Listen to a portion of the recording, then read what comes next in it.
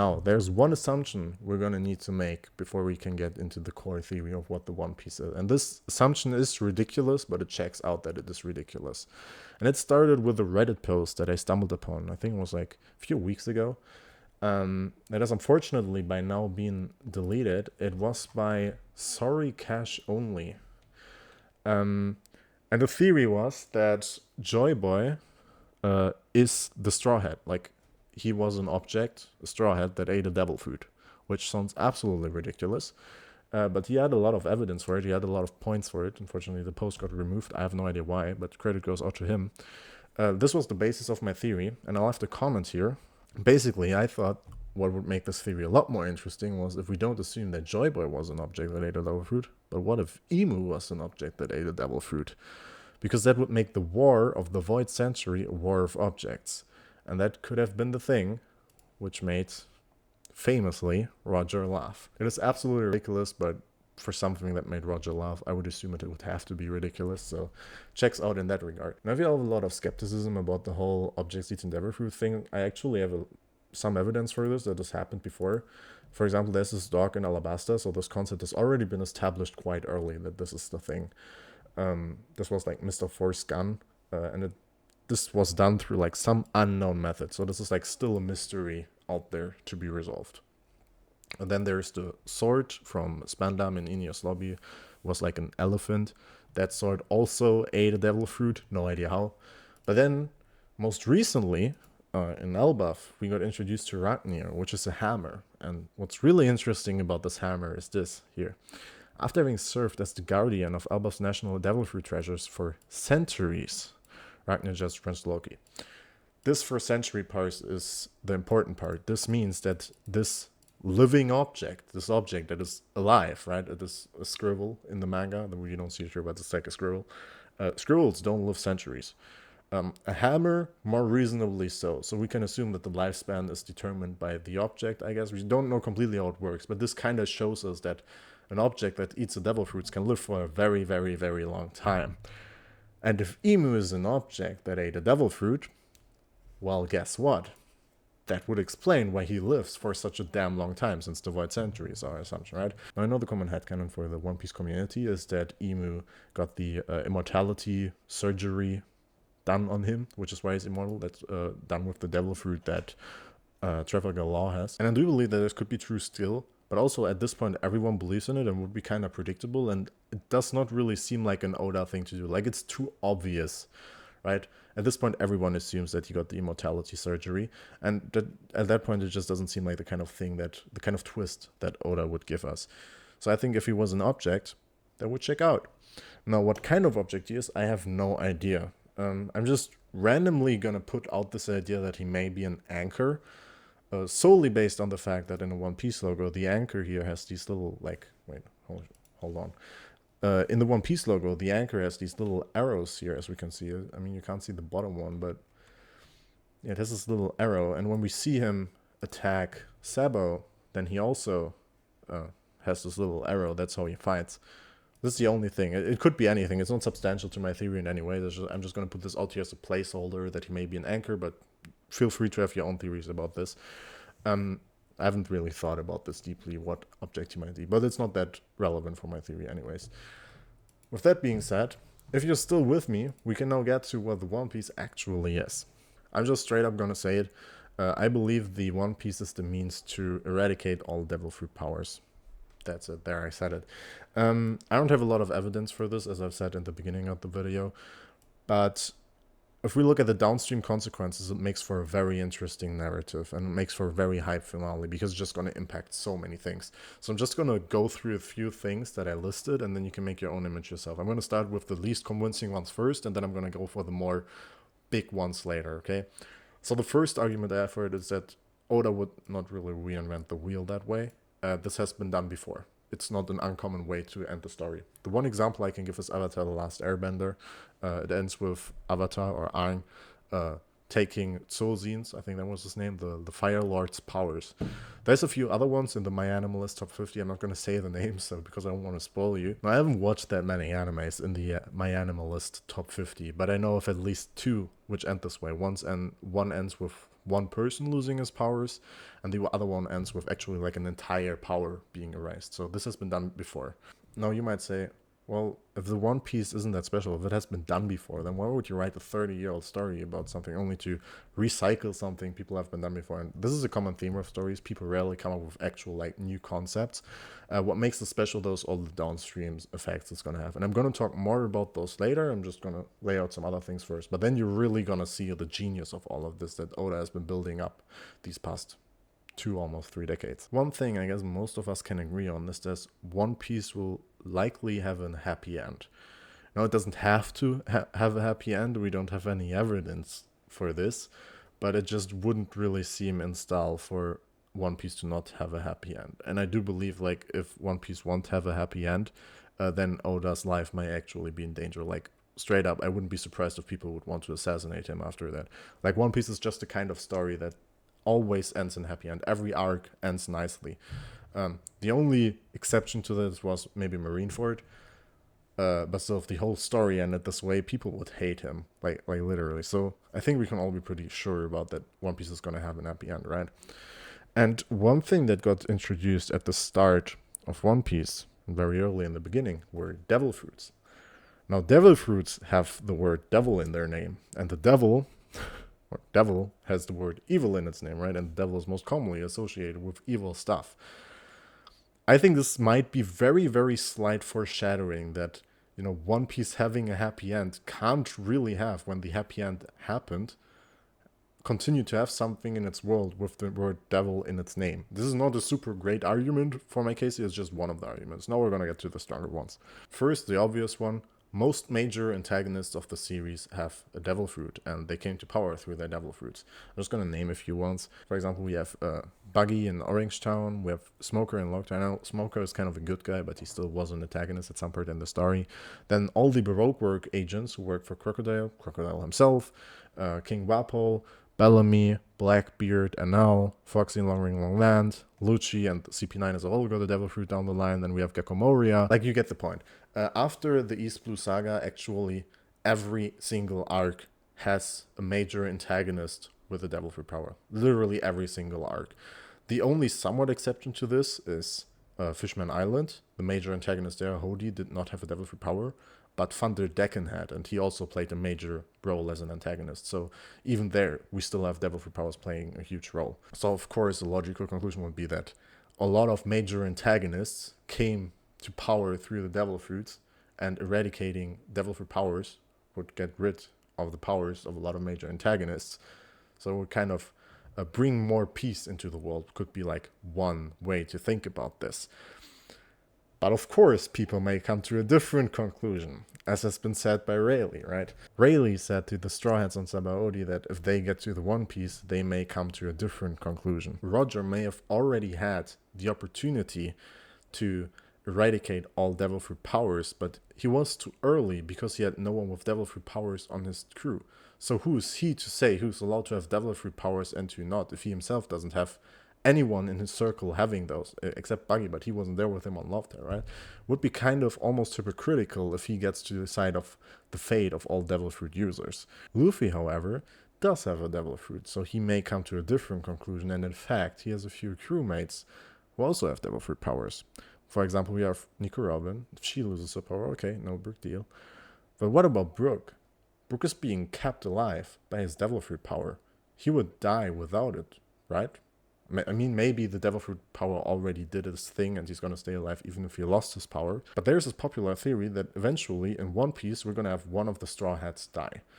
Now, some people said that Oda said this at some point, that like a Straw Hat is gonna die. Some people say a Straw Hat already died. It was the going Mary in Ineos lobby. Some people say it's gonna be Usopp in Elbaf. Like, that's gonna be his great sacrifice. He's gonna be a great warrior by sacrificing himself. I think, however, that outcome would be kind of predictable if it was Usopp.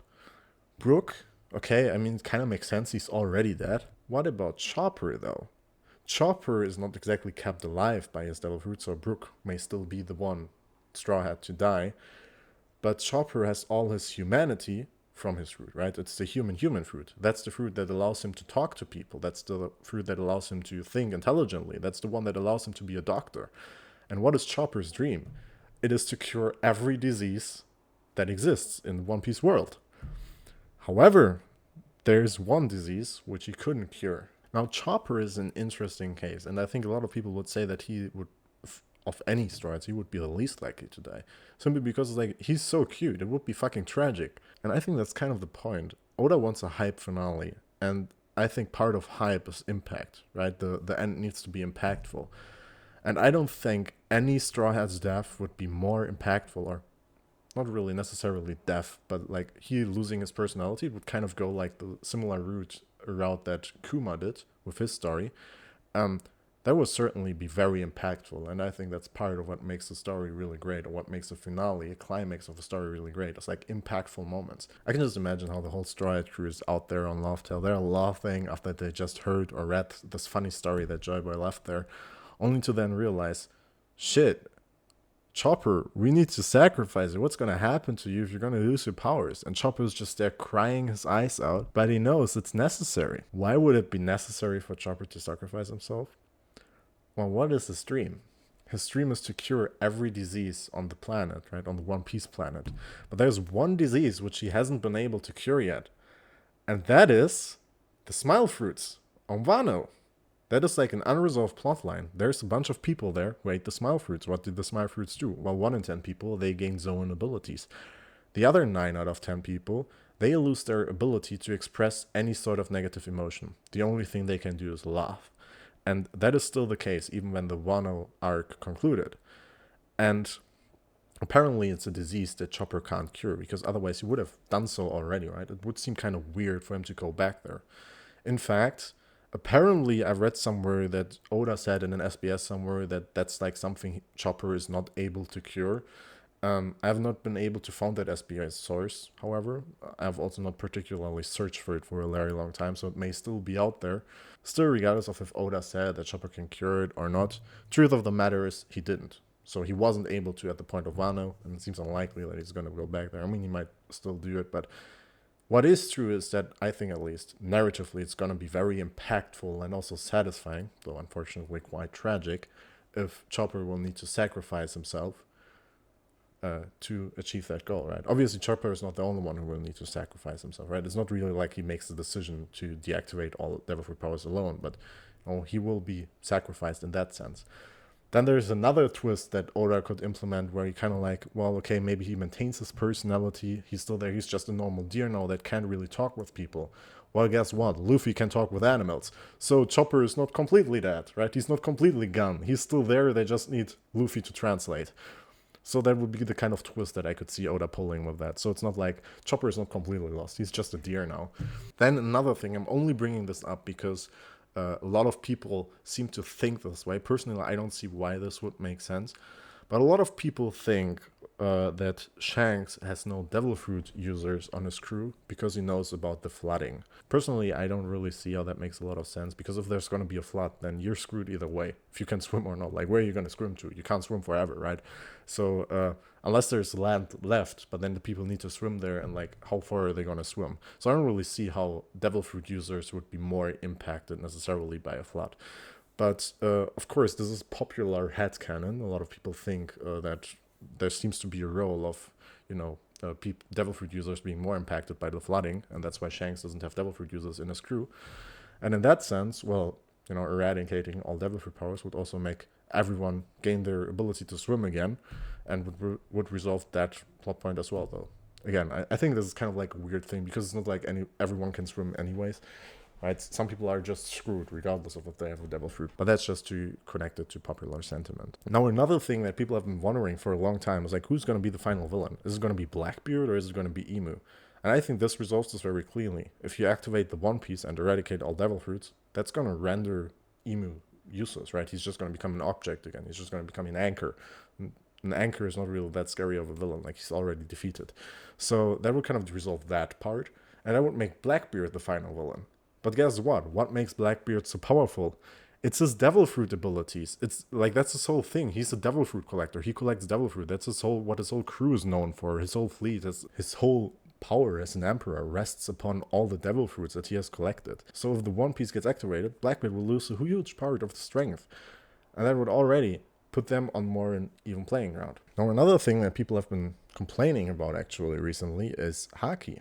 Like everything now seems to be haki. Devil fruits seem to become more and more irrelevant, and it's all just haki now. There's always a new haki technique around the corner, which is used to defeat the next big bad. And I get the frustration with this, but if Oda is actually building towards, all devil fruit abilities being eradicated, then it makes just sense, because you need another power system that people can define themselves by, and haki obviously seems to be the replacement to that. Now, finally, there's a few more consequences of like the One Piece as a whole, like more individual plot lines that I'm gonna go over. There's probably a whole lot more out there. This is just the first ones that came to my mind. The first one here is Alvida will become ugly again. Like, she's a character that's somewhat involved with Buggy, I think. So that could be kind of funny. The Awakened Zoans and Impel Down. The thing is, they lost like their personality because like they got overtaken by their Zoan Devil Fruit. They would gain their personality back. Okay, another thing is no one knows the Devil Fruit's origins. Yeah, perhaps Emu has power over them. Like, there's this whole flower room thing. Maybe he like plants the Devil Fruits. He has access to where they're like the source of the Devil Fruits potentially, allowing him to reign over the Red Line and the world government. Now, of course, his power would already be taken by deactivating the Devil Fruits if he's an object. So that would already be resolved by that. But the world government itself still has access to all these Devil Fruits.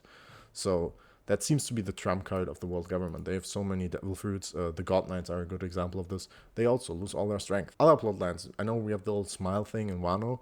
In Whole Cake Island, we still have all like the homies and the souls. So if you remember, a Big Mom, like, she can take souls from people and put them into like plants or objects or whatever. And we see that in Whole Cake Island a lot. And a lot of people are slaves to that. Perhaps by, eradicating all devil fruits, it gets rid of her power, and maybe it reverses it. Maybe the souls or like all the lifespans find back to their original owner. I don't know, that could be like one way to resolve this. Then Vegapunk's brain would be lost, presumably, so there would be like some step back in time and technology. Then Dressrosa is actually another good example. I mean, this has already been resolved, but Sugar, she had this power to turn people into toys, and people weren't able to remember the people who got turned into toys, even though they may have been like very closely related before. That's only something that could happen because this power was out there in the world. And like, this power I can't imagine a scenario where this power can be used for good. Like, some powers are just inherently evil, right? This will resolve that. These evil powers are just not out there anymore. And I mean, what are these powers used for? They're used to fight. And they are most of the time used to fight against other devil fruits. So more peace is essentially the conclusion here. Another thing is, Sugar's Devil Fruit is quite interesting in particular because it seems to mimic Emu very closely. The ability to transform people into toys, erasing memories, bonding people to contracts, and halting the user's aging process. Yeah, I don't know what that note is about. Then Moria's zombies, they won't exist anymore. We don't know what NL is doing. He's still up there on the moon. Whatever he's doing will come to a stop. And Sakazuki will be defeated, right? So yeah, a lot of big bats, a lot of big antagonists. That's essentially the core of my theory. Now, I can just imagine that if Oda plays his cards well, then the finale could be very epic. I can just imagine how we're going to go through like so many POVs, so many different plot lines which are ongoing at the same time, being resolved by this very thing. I think in general, that's a very epic way to have a finale go, to just have many different things being resolved by the same thing. And of course, there are many different plot lines where we don't really know yet how like the eradication of the Devil Fruit would resolve that. But perhaps Oda is building towards this. Like, all these different plot lines get to a point where they would all be resolved very interestingly, perhaps through a plot twist or whatever, by the eradication of the Devil Fruit. And all of this happening simultaneously all over the world could be potentially very interesting. Yeah, that is my theory. I hope you enjoyed it. Please leave your thoughts in the comments. I know this was like very rambly. There was not a lot of structure to this, not a lot of evidence. It was just, narratively speaking, I think it's just very interesting. Let me know what you think, and yeah, thanks for watching.